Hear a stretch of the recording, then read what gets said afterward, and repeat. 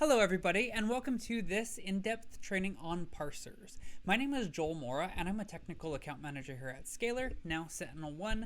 I'm here to guide you through the parsing documentation. If you're just getting started with parsing, or you want to kind of go through some live examples to perhaps speed up the process at which it takes to learn the parsing, then this video is for you and you're in the right place. So without further ado, let's get into the parsing series. So let's get right into this. So what this tutorial is going to cover is it's going to be almost step by step through the documentation, but it's just going to be more live and fluid examples. So hopefully it gives you an idea of how parsing works without having to read the entire document.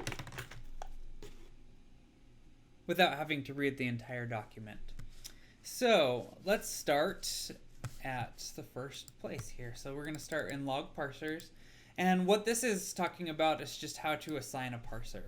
So the first thing that we'll take a look at is we'll just go into our demo account, and if you click into the parsers page, these are all the parsers that have been assigned to this account.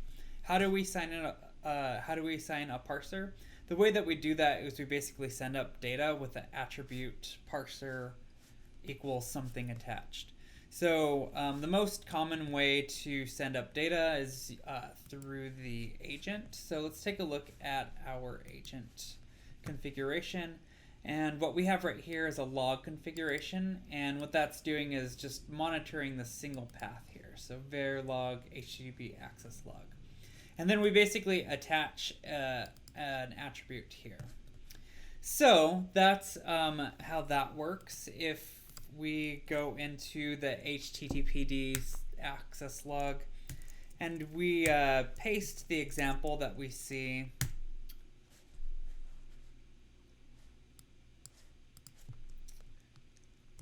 in the documentation here. So this first example, the documentation is going to show you how to parse that. But all you would really do for something as simple as a basic access log is assign the access log parser. There's a bunch of built-in parsers here. Just go ahead and click into that to take a look and see what's there. So one other example of showing how data gets in is here's just a raw API call. And if you do session info.parser, and then I do JSON, and then I send up in the message field this JSON, it'll parse the JSON. So that is how you assign a parser. So let's assign a custom parser, and let's get to parsing some of these examples here.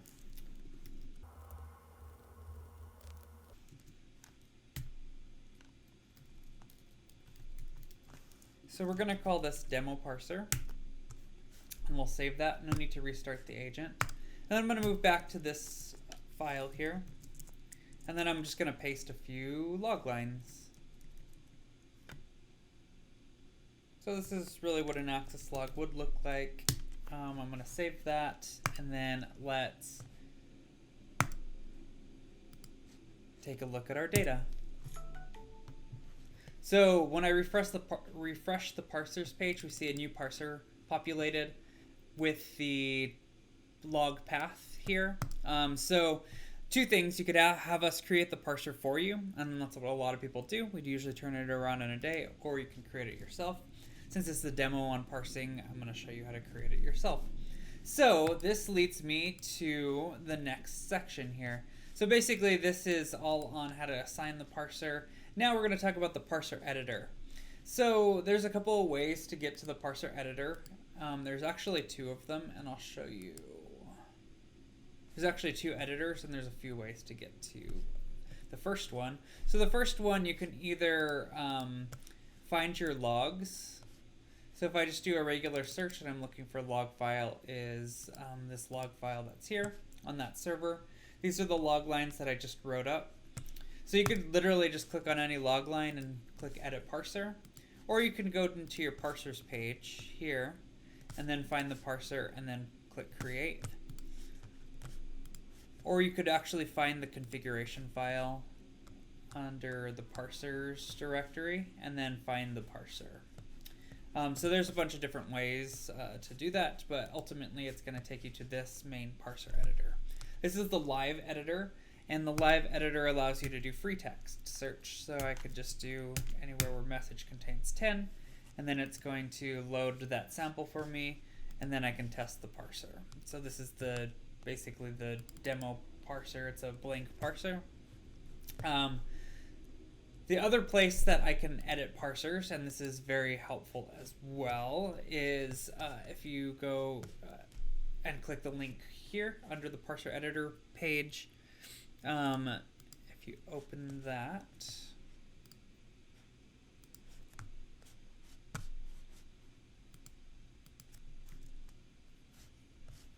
this is going to take you to a similar editor, but it's free text. So here I would be able to paste in the text that I want to parse. It helps a lot with scalar regular expressions too, just being able to use this free text editor.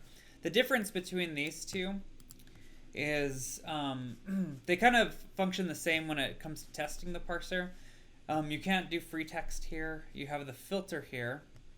The one benefit to this too is you could click on a line and it's going to basically give you the logs on how the regular expressions were thinking. So saying field 1 matches until the end of this IP address, field 2 matches the rest of the line.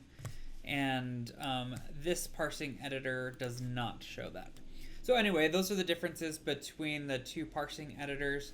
In the next section, we're going to get into parsing your first line format.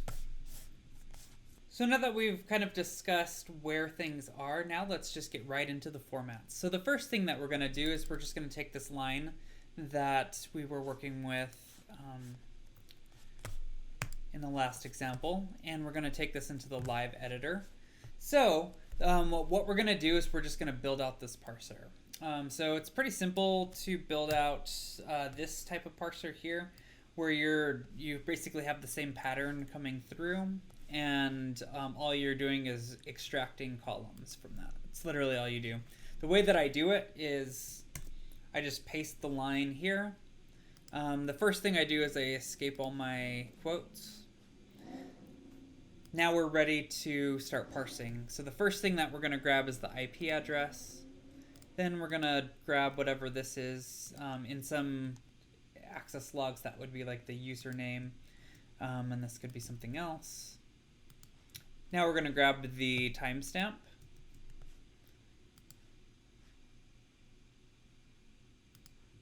And we'll grab the method, the path, the version, status, and I believe that's byte sent. So now we just name these fields.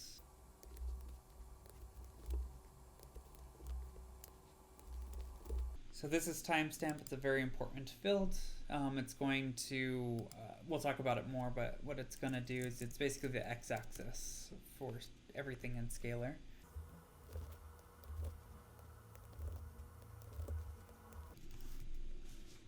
Now if I test this, it's going to throw an error, and that's because everything on the outside of these variables that I'm assigning is basically a regular expression. This is why we have to escape the quotes. We also have to escape all of our regular expression operators. So since that's what this is, we need to double escape that actually. So if we had, so we have these spaces here. A good example is in a regular expression, you just can do this for space. So you just double escape here, and then that's exactly the same thing as just putting a space in. So now if I run it, I could see all of my columns are parsing. So that's basically it. If you click one of these lines, it's going to show you how this was matching, so it helps you really troubleshoot things. So that is basic parsing of a single column. The next thing that we're going to do is take a look at multiple columns. So let's use our free text editor for this one, since I don't have data streaming in. And let's just take the let's just create a new parser. So the first thing that we're going to do, first thing I like to do is just paste this in there. It looks like there's going to be a couple of different patterns coming through. So what we can do is we can just create different objects here. So I know in the parsing documentation it shows that you have these strings separated by a comma here. But I find it easier to just use objects, which you can also do within this format stanza. So I'll just add another one here. You could do it the string method, but you have more control when you do it like this. So that was the first one. Let's call this the second. So now kind of what we're doing here is we have these two different formats that are coming in, and we want the parser to parse each one of these. So the way that it evaluates is sequentially, so it's going to evaluate this one first, then this one. One thing that we can do is just grab our data the same way that we were doing it before. So we'll call this timestamp. This will be our user. This will be our IP. This will be the image name.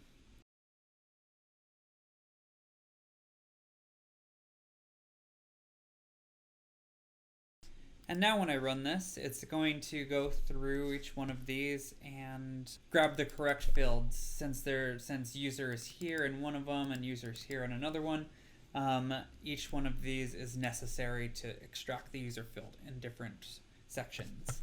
So that's basic line formats. That's kind of the bulk of the basic piece of parsing.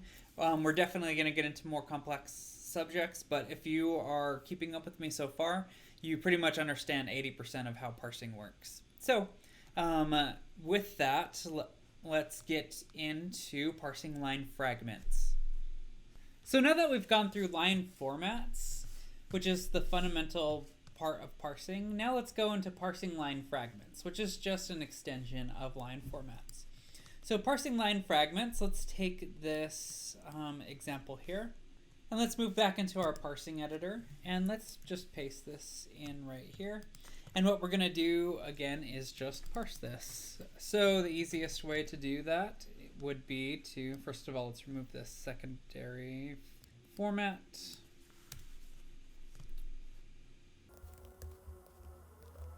So that's what our first line fragment is going to look like, generated table. And then the second one is going to be a compacted table. So actually we'll have two of these.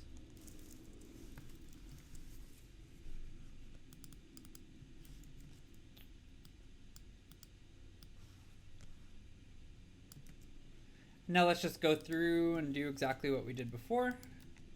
So we'll grab the timestamp, we'll grab whatever that is.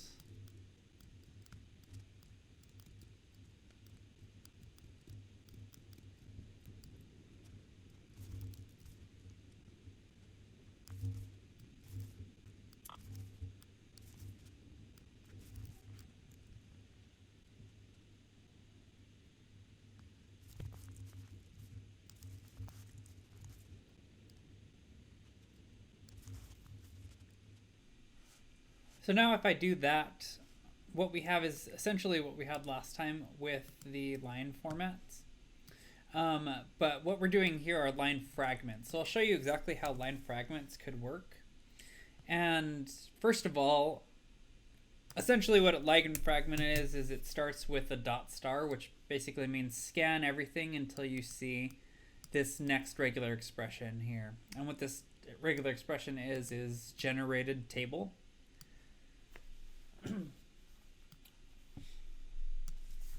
And then what this one is compacted. So it's basically scanning until it sees these words, and then it's scanning until it sees these words for each of those. And then I added a new thing here because we still want to grab the timestamp and the session. So this is how this can work. So the first one's going to grab these, and then what we can define here is halt.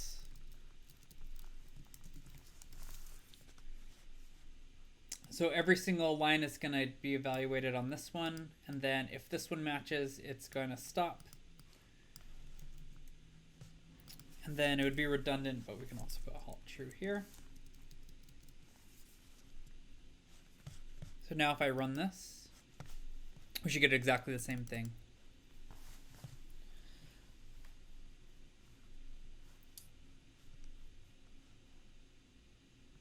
So that's how line fragments work. And now let's get into filled patterns. So filled patterns are really important in parsing. So let's take another example here, and let's just add on to this. So we have this particular log coming in, and we want to parse it out. So I'll show you exactly where filled patterns will come into play here. So let's just take another format and we'll paste that there. And so this is where filled patterns are going to come in. So let's do the same thing that we did before, and we will grab the different fields that we need.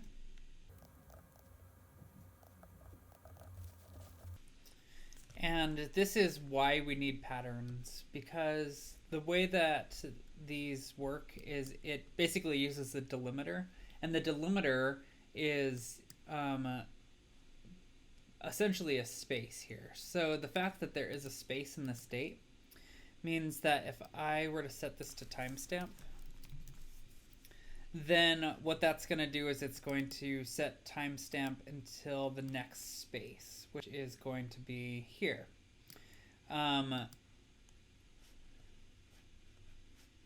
The other thing that you could use as a delimiter is basically looking around. So let's say you had parens here or something like that. Then that would work because it has something to key off of. So if we had parens like this, then it doesn't need the space to key off of, so it's going to actually just grab everything within the parentheses. But since we don't, and all we are delimiting by in the entire line are spaces, then we have to define a pattern because it has to know which space to stop at.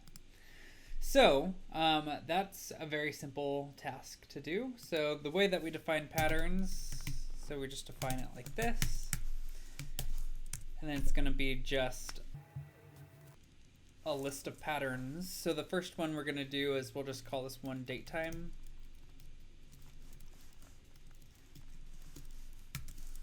And then we're going to just literally define the pattern that we want. So we kind of use the same technique. We'll just paste that in there. And then now I'm just going to change this to a regular expression so it'll match any date.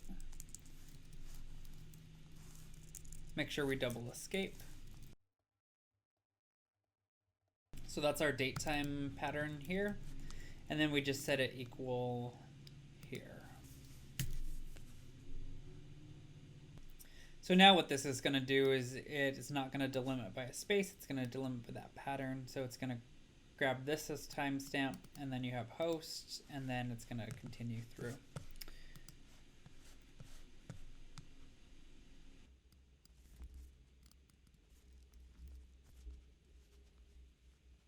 So what we can see here is timestamp still grabbed March, and that's because it evaluates sequentially. So what it's effectively doing is it's starting with this one, and since there's no pattern or anything really discernible here, it's matching it, and then it takes timestamp, and that's the one that it respects. So one way around this is we can actually just, since we're defining all of these halts, could actually probably remove these two halts here. And then just basically reordering these would help. So it's gonna go through these first top two ones here, and since they're different, it shouldn't match either of them. Then if it matches one of these logs here, then it's gonna stop, and then it'll continue if it doesn't match one of these. So then it should grab the timestamp.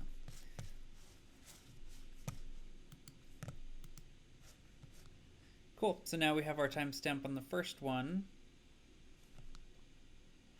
And I had changed this here.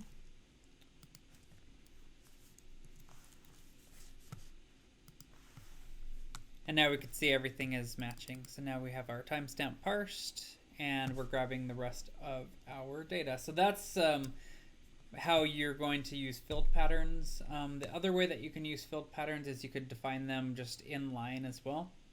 So instead of equals date time, one thing I could do is regex equals, and then just put that regular expression that we built here. Here, I typically recommend using patterns because it's a little bit easier to manage that. It looks a little bit neater. But definitely two options for you. So with filled patterns, we actually have some patterns that we have that you can just call. So digits, number, alphanumeric, identifier, JSON, those are all patterns that our system just recognizes already. So you're able to just call out like a number if you wanted. So for instance, if we have these keys here, that's a number. We could do something like number, and then it should still call it. And if you call something that is not there, like that, then it should throw an error. So those are patterns. And the next thing that we're going to get into are rewriting rules. So rewriting rules are very important if you're doing a few different operations. So some of those operations would be, let's say your timestamp is not in the proper format. Then rewriting it to be in the proper format is one of the prime use cases for that. Also, the ability to redact information, remove information, change information is all done with rewriting rules. So let's take a look at our example here. And let's use a different example than we have here. We're just going to use something a little bit more real world, and one common use case for rewriting is the timestamp. So for instance, here we're parsing the timestamp, and we can see that the system understands what this timestamp is. Let's say we're getting it in a format that the system does not understand. So instead of a dash, let's say I have a dot. Here we go. So it doesn't understand what this format is here. So a rewrite is useful in this case. So the way that we would do a rewrite is we find where the timestamp is being parsed. So that timestamp for this particular line is being parsed here. And so the first thing that we want to do is just define rewrite. And you have a few parameters for rewrite. So you have, first of all, you'll create an object, and then you'll do input. So the input is going to be the field that is coming in that you want to rewrite. So that would be timestamp. And then we have output. And that's the field that you want to rename it to. In this case, we're not renaming it. Then match is a regular expression. I'll show you how that works. And then replace is what we want to replace with. So first of all, for a regular expression, I could do something like this to match the entire field. So that's going to match all of this. And then let's say I wanted to replace it with itself. Then I could just do one of those. And that would just take the entire, basically regular expression log group. So this will make a little bit more sense if we define out the full expression. So here is kind of what we're working with. So let's just create a regular expression for this.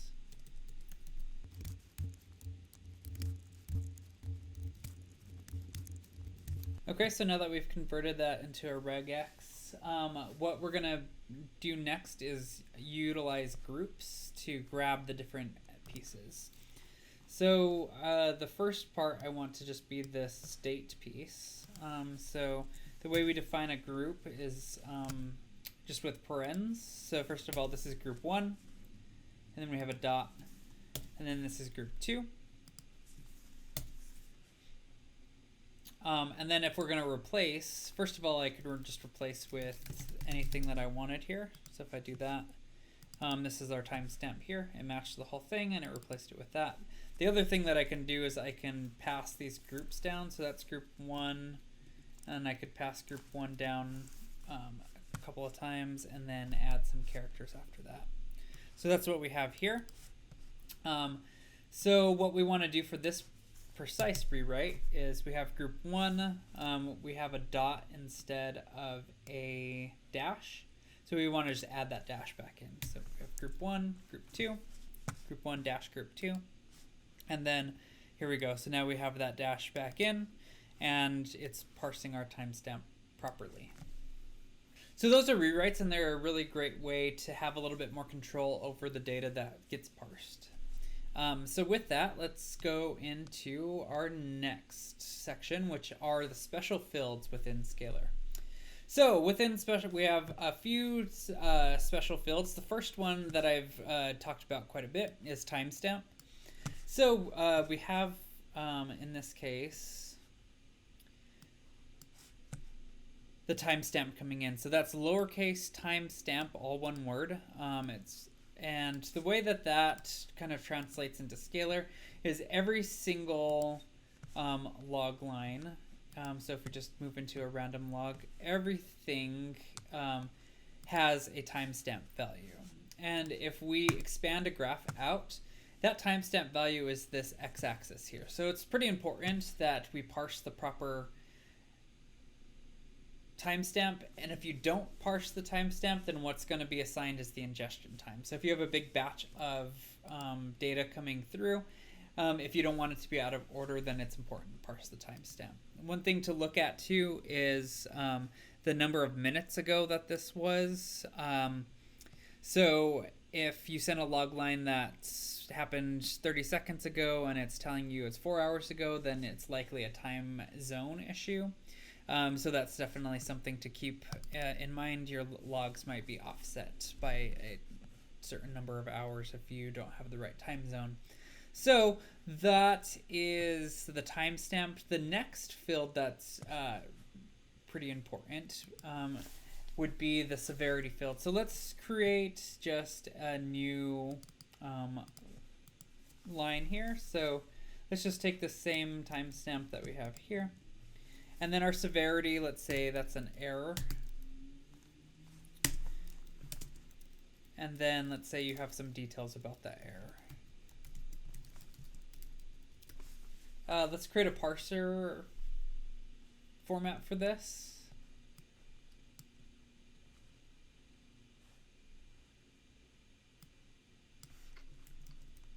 So let's just create one up here, and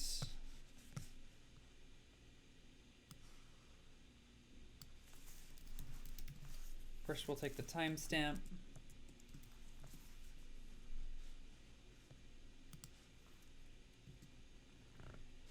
Then we're going to grab the severity. Then we're going to grab the rest of the message, and we'll just call this variable right now. And if I were to do this and take a look at the log line, so we have severity error coming through. And maybe let's comment some of these out as well, or we could just halt.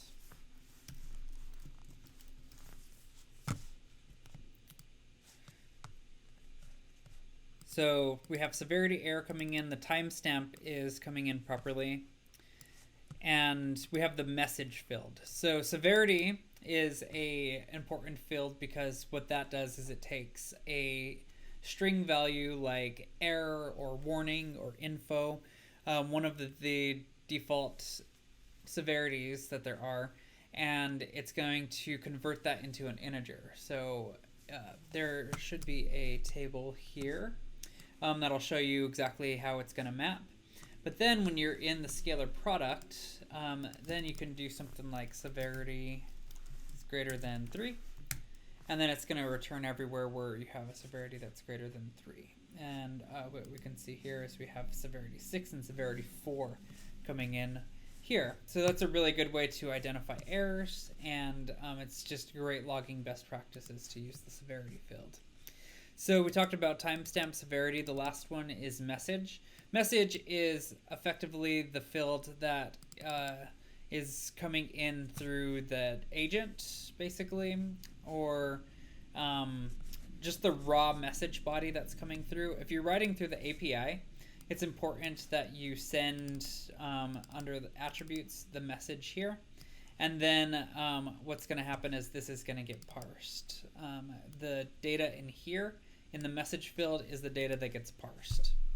And that's the only field that can get parsed. If you use the agent, Kubernetes agent, Docker agent, by default, those fields flow in through message. The other thing with message is it enables free text. So I can do something like this. I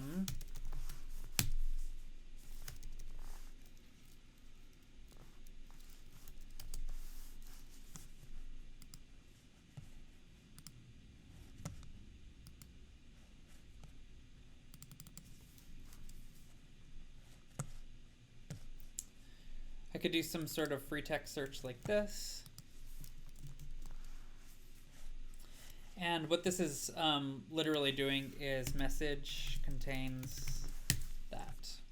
So this is, so when you do free text search, it's actually searching the message field. So that is a very important field as well. Those three fields are by far the most important fields to keep an eye on as you're bringing data into Scalar.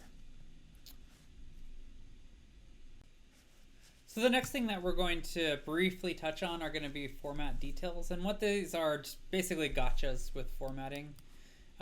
So this is kind of how the parser engine interprets things. So let's start with a new sample here, and let's clear this out too.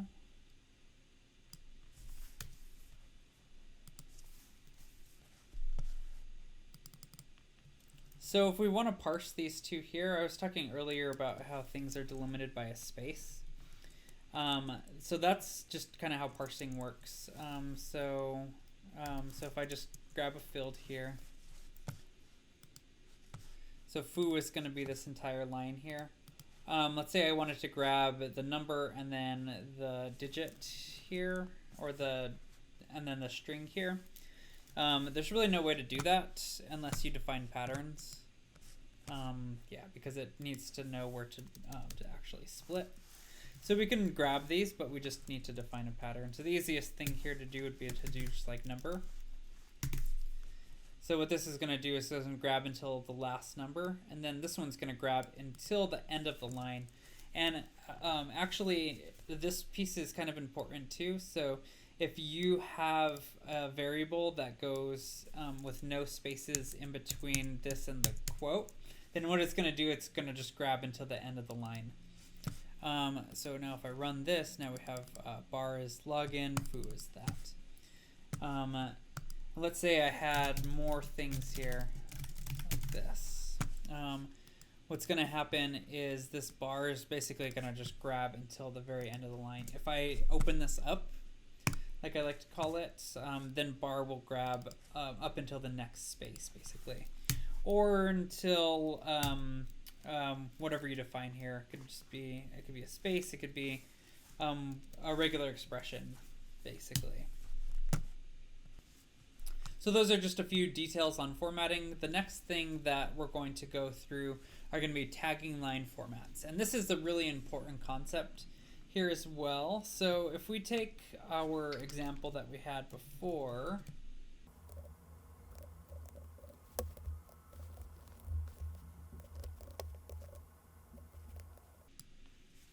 and then start with a new parser. Some interesting things that we are able to do is, okay, so let's say, for instance, we have kind of a switch. And things are, so when the table is, so when it says generated table, let's say we want the action to be generated. And then let's say when we have compacted, let's say we want the action to be compaction. So then we could break down on this column if something is generated or compaction. So first of all, the only way to really do this is to tag the line formats, because this particular word here, compaction, is not anywhere in the line. So the way that we do that is, first of all, we just have to match something. So we're going to do similar dot star logic here. That's basically going to just match a line format. So basically, if generated table is there, we'll call this, let's say ID is, so let's see if this matches.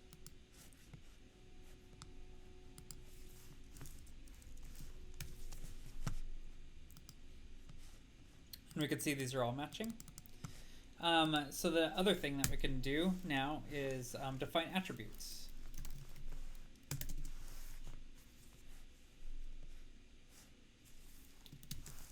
So we could see these three matched where generated table is here, and then compacted did not match. So what we can do here is we could just define key value pairs, basically. So the first one is action.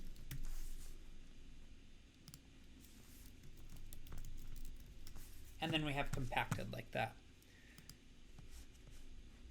So now what we can see here is that we're matching, and also the action is compacted. So now we want to grab this one here, and then actually compaction. And then let's grab the next one. And instead of generated table, we just have compacted.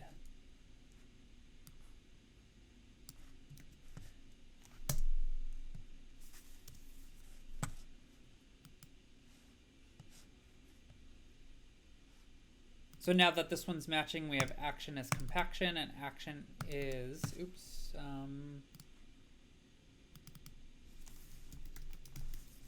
and then we have action as generated.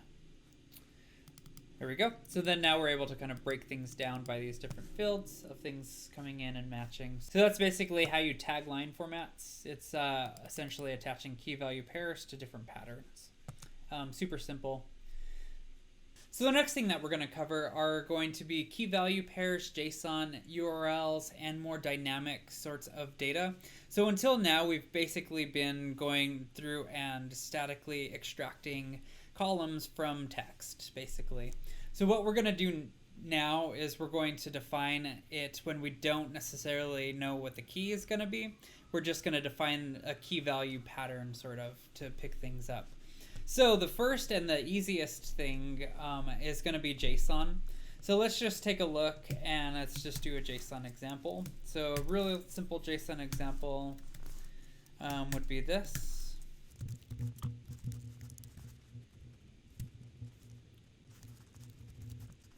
So first of all, let's just see if we're matching.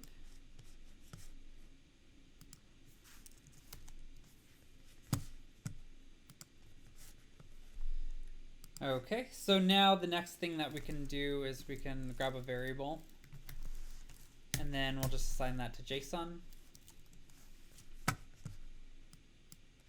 And that's matching. So this is, it's acknowledging this as JSON. The other thing we can do is not define a variable name, and it's matching. And then the next thing that we can do is we can use one of our built-in parsers here to actually parse the JSON. So we have all of these here that we can use, and the one that I'm looking for is JSON or dotted JSON. Either of those are very useful. So the way we define that is we just do parse equals, and then whatever one you want to use here. So in this case, it's dotted JSON. And now the parser is just going to automatically just parse these out. So it works with kind of deeper nested directory structures. Just works with standard JSON. So if you're sending JSON up, it's basically just going to extract the key value pairs. And what you really need is just maybe this one single format here.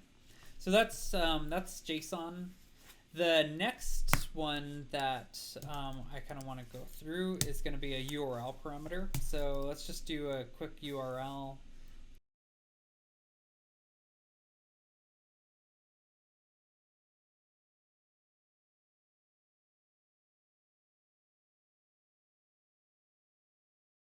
So we have the URL coming through here. So one other thing that we can do is here is parse equals URI. And now what that's doing is it's taking all of those URL attributes that we have in that Google search, and it basically extracts them all. And that's basically how these work. So those are the easy ones, and then there's a bunch of other sorts of options that you have here. But the tricky piece here is the ability to define your own patterns. So let's take this example here, and we're going to just do parsing key value logs. So let's say that we don't have a JSON object or something that we can just have a predefined pattern for. We're able to still do these key value extractors, and I'll show you exactly how those work. Hopefully it makes a lot more sense than reading through the docs. So basically you start first with a key, and then you start with the value. The first thing that you're going to define is what's on the outside of the key, what's on the inside of the key between the value, and then what's on the outside of the value. And then if you need to, you can also define the patterns in here as well. So we'll start what's on the outside, which is basically can be anything. So it's just going to scan until we see something. And in this case, we just want to grab a single word. That's what it kind of looks like here. So we have a pattern, so we could define a pattern here if we wanted to. So we could call this key pattern.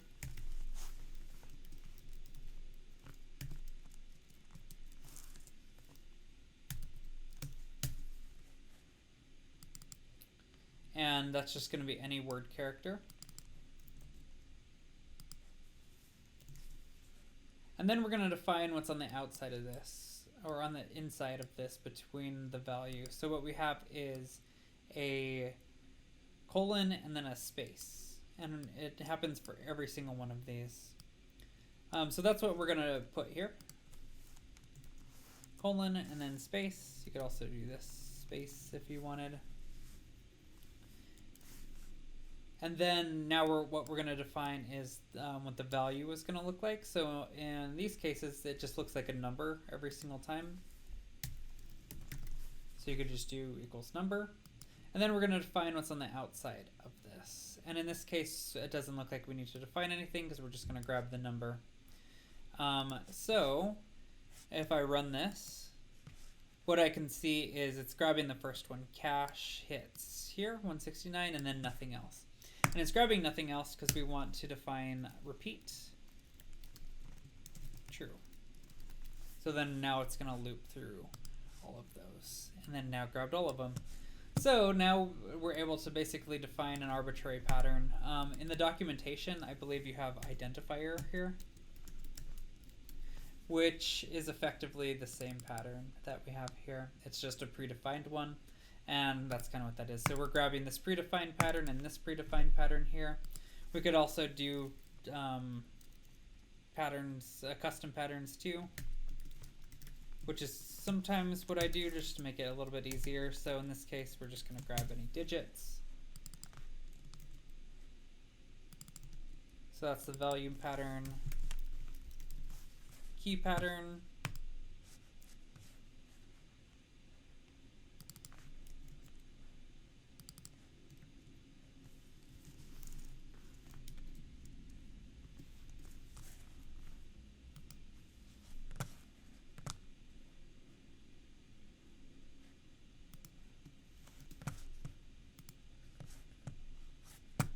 and there you go. So now it should make sense kind of how to read that and what it's doing. So those are parsing key value logs. The next thing that we're going to go through are going to be multi-line messages. So now let's get into multi-line messages or line groupers. So what line groupers allow you to do is it allows you to group multiple lines together. So let's take this example in the documentation. So if we just run this like this, what scalar does is basically it separates at the new line character. So each one of these are going to be its own line. So first of all, let's just grab a simple pattern. Just grab everything.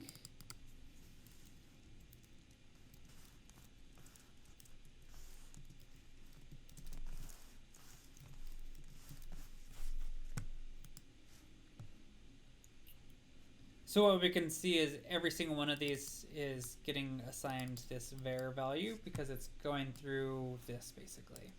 So instead of 1, 2, 3, 4, 5, 6, 7, you're doing 7 times 3 lines here. So what we want are basically just 7 different lines, 6 different lines. And the way that we do that is we define line groupers. So line groupers. And then you could have multiple objects here. So there's basically 2 parameters for these objects.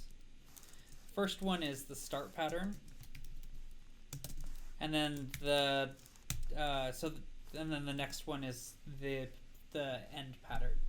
So let's start with the start pattern, and that's always going to be start. And what that basically means is it's the pattern that we're going to start grouping on. So let's say we want to grab multiple lines here. It's telling the system where to start grabbing, and then the end pattern is going to tell it where to stop, basically. So there's different end patterns that you have, and then basically one start pattern. So first of all, the start pattern could be, in this case, starts with Java. Something a little bit better would be starts with A to Z, something like that, plus. So basically grabbing here, it's starting with these, it's not starting with a space. So that's the start pattern, and then the end pattern. If we go into our documentation, there's 4 different end patterns that you can use. So the first one is going to be the continue through pattern, and that's the one that's mentioned here. So what the continue through pattern is going to do is it basically says start, and then you're going to define a pattern to grab, and then it's going to basically continue through until it doesn't see that pattern anymore. So we're going to start with just this Java language exception. And then we're going to continue through where basically it just starts with a space.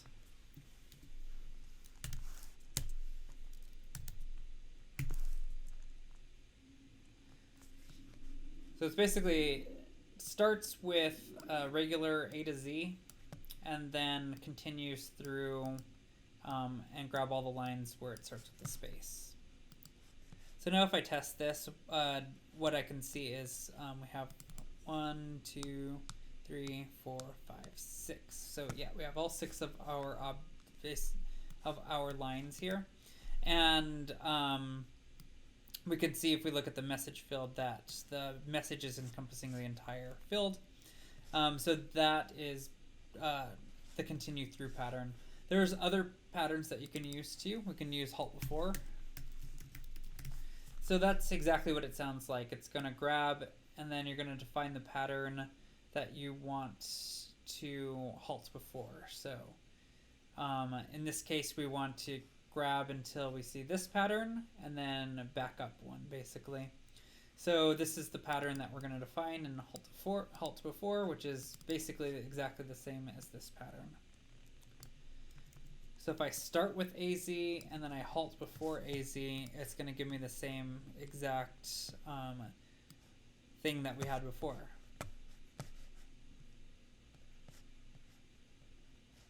We also have a couple of other patterns that we could define, but in this particular case, I don't believe these are going to work with them. So we have halt with, and then we have continue past. So I'm just going to briefly explain them. Continue past is similar to halt before, but it's going to continue past. Continue past is similar to continue through, but then it's going to grab one more. And then a halt with is similar to halt before, but instead of backing up one, it's going to stop with that one. So that is basically how these work, and then you could read more about them here. You also have the option to do max number of lines or max number of characters.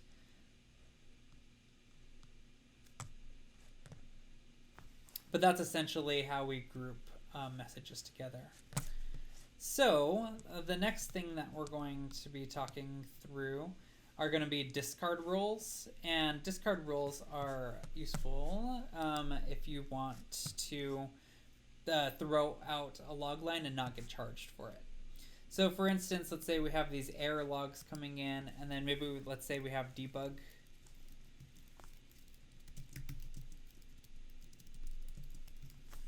Coming in as well, and let's say these are kind of mixed up.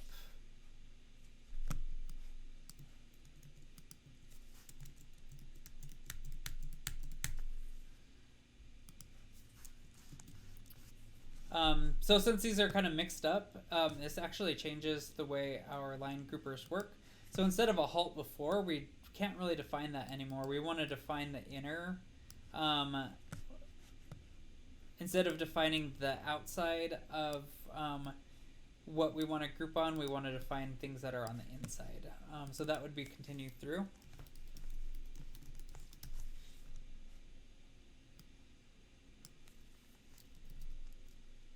So continue through starts with space. So now this should be giving us these groups of stack traces, but also is going to still give us our single line here of debug. So now let's get into discards. So in this case, let's say we want to keep the Java language exceptions. So maybe we want to parse it. So let's say we have Java language exception, and then everything else after that is the stack trace.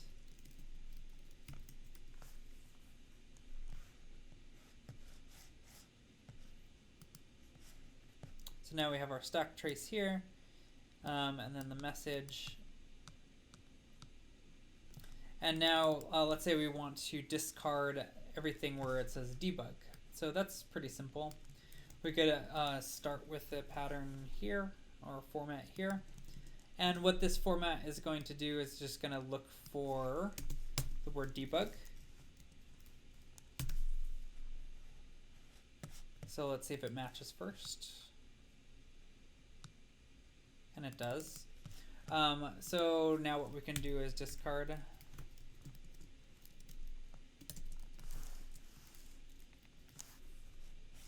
It's true. So now when we scroll down, we should see that this particular debug log was discarded. We also have another feature called log processing that will allow you to discard roles. You could also discard things within the agent if you don't want to send it over the wire. We have a really nice video that I will link to in the description where you can also, that'll talk you through all of the different places that you can redact and discard data within the system. So with that, those are basic discard rules, and that's basically it when it comes to parsing. So we've gone through every major topic, and I hope that you guys learned a lot. And if you have any other questions, feel free to reach out to support@scalar.com or me directly, jmora@scalar.com or joelm@sentinel1.com. It's been a pleasure. My name is Joel Mora, Technical Account Manager at Scalar, now Sentinel1. Thank you. See you next time.